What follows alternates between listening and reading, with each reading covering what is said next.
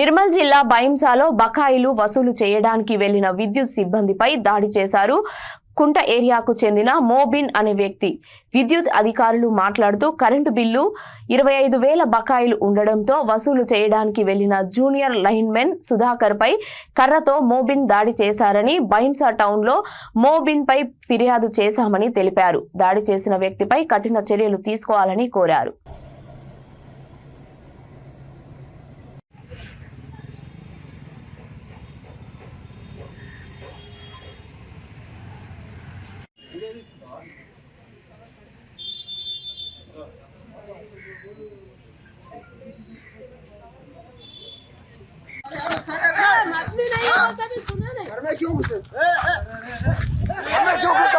घर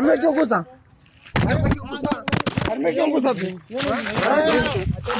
क्या घर में क्यों घुसे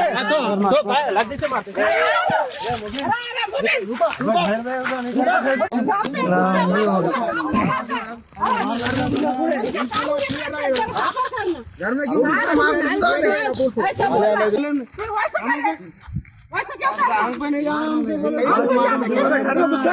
घर में घुसे पूरे घर में घुसे पूरे घर में घुसे मेरे నా పేరు సుధాకర్. జూనియర్ లైన్మెన్గా విధులు నిర్వహిస్తున్న బైంసా టౌన్లో విధులు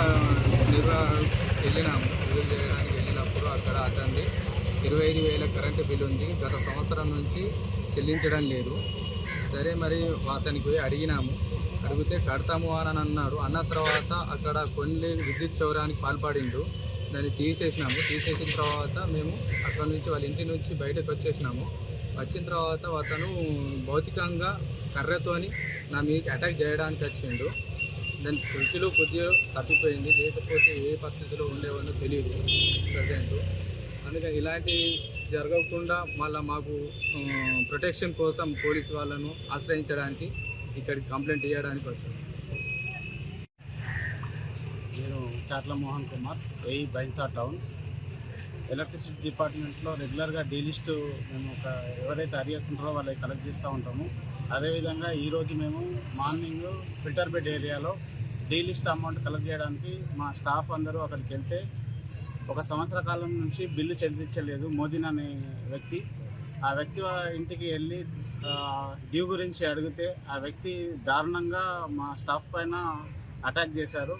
అది త్రుటిలో మిస్ అయింది కాబట్టి స్టాఫ్కి ఏమీ కాలేదు.